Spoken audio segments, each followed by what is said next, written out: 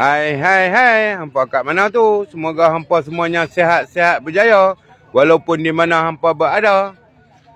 Pagi ini Mak Ali berada di Pasar Pagi Sungai Korok, sahabat-sahabat tu. Sedikit view untuk hampa.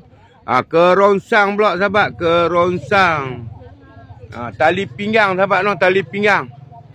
Tali pinggang berada, sahabat-sahabat. Macam-macam. Ada tudung kat sana. Tudung pula, sahabat tu. Tudung. Macam-macam ada.